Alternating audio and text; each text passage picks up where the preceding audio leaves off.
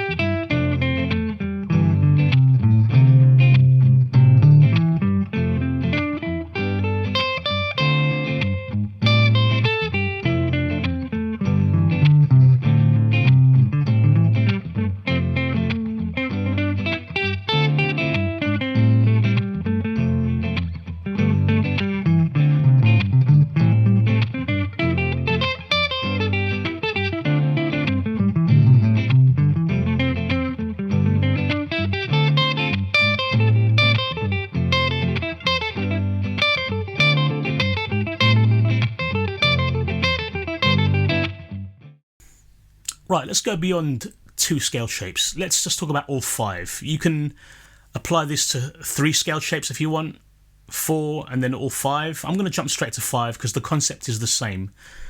So we're going to go from position 1 into 2, into 3, into 4, and then into 5. And if you want to go back down again, you can do that as well. So how can we do that?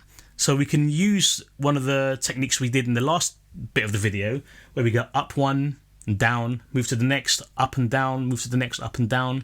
So let's do that. We're starting with position 1. Here we go.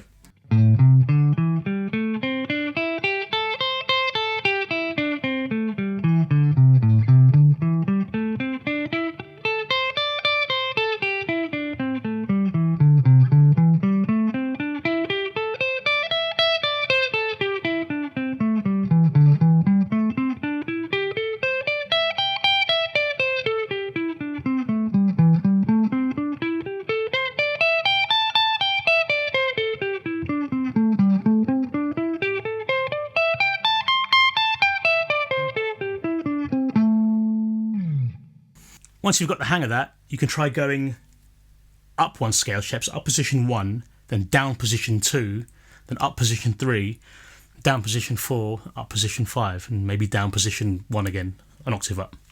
Let's try that.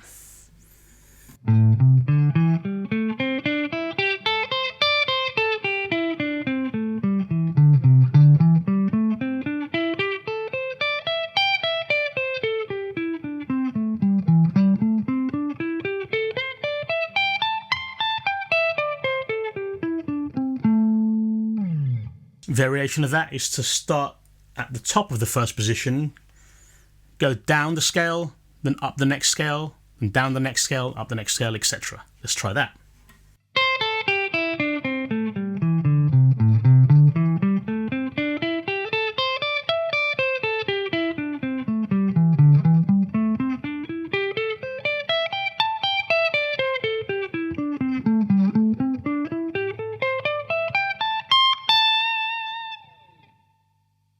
So if you're improvising, you're probably not going to be playing up and down scales like we've been practicing. This is purely for practice, just to get our knowledge of the scale in our fingers and in our heads, and to get our coordination between left hand and right hand good. But we probably won't be playing an improvisation like that. We might play it on 2 strings though. So if we can move up the scale positions along 2 strings and come up with little kind of riff ideas to move through the scale shapes. Let's see if we can come up with some. So the exercise I'm about to show you has some pull-offs in it. If you don't know how to do pull-offs yet, you can try playing this just picking every note, but it's going to go along the lines of this. So I'm going to play on these top 2 strings here, the B string and the high E string, and play through the scale shapes just using those 2 strings.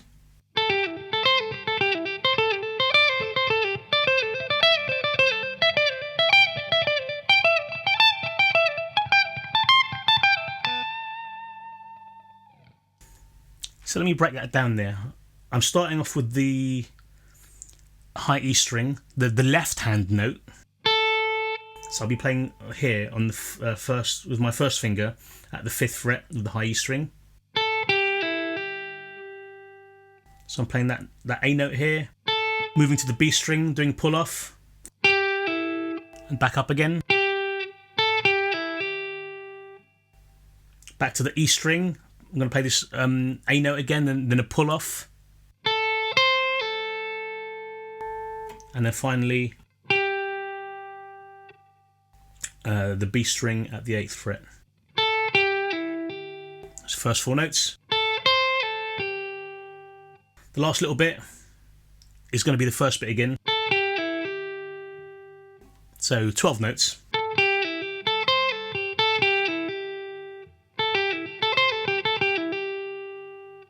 And then we're going to move into the next position. You want to conform your fingers to the shape of the scale position that you're in. So in position 2, it's like a box shape here. Position 3, a little bit more of a, well, it's not a box shape here or a rectangular shape, it's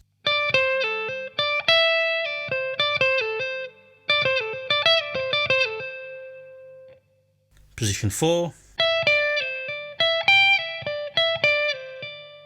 and position 5, which is kind of the same shape as position 3.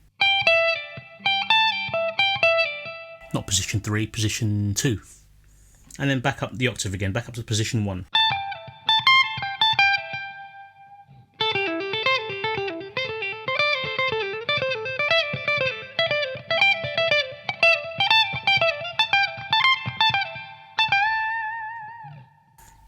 And to steal from Paul Gilbert a little bit, he says anytime you learn anything like this, you want to also learn how to come out of it as well. Otherwise, if you use it in an improvisation, it sounds like you're sticking in a little lick that you've learned.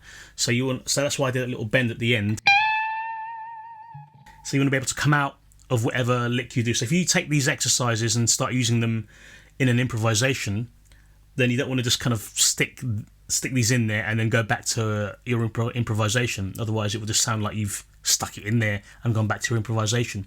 So you want to make it sound like a smooth, like everything's been improvised, like you just come up with it on the spot, but you're just really good at it. So keep that in mind when you come out of any of these exercises. Right, here's one more.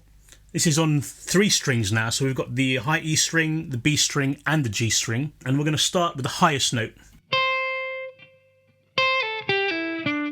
I'm going to do 2 sets of pull-offs on the high E string, then the B string. Then we're going to hit the one note on the G string, and then go back up again, up to the left-hand note of the high E string.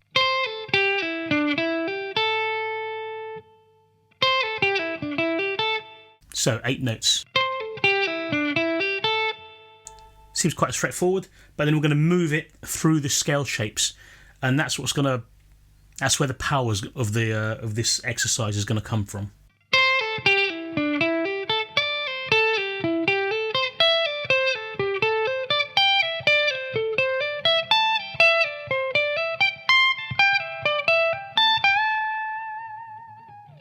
And my little bend there at the end to kind of come out of this exercise.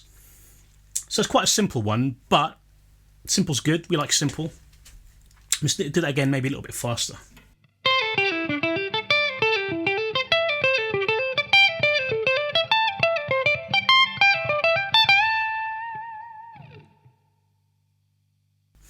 And just for fun, let's see if we can put that into an improvisation. I'll put the backing track back on, and let's see if we can work that in.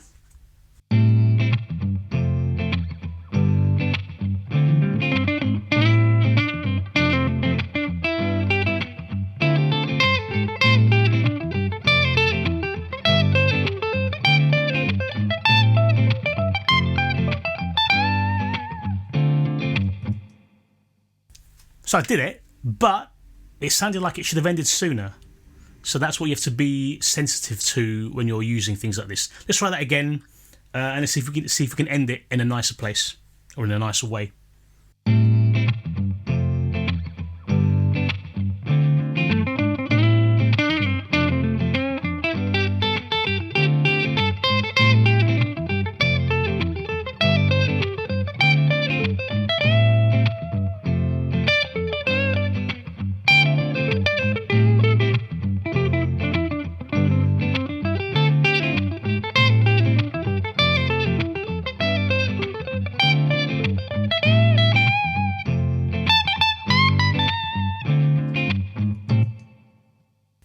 Yeah, so hopefully it sounded like it's something that I kind of came up with on the spot.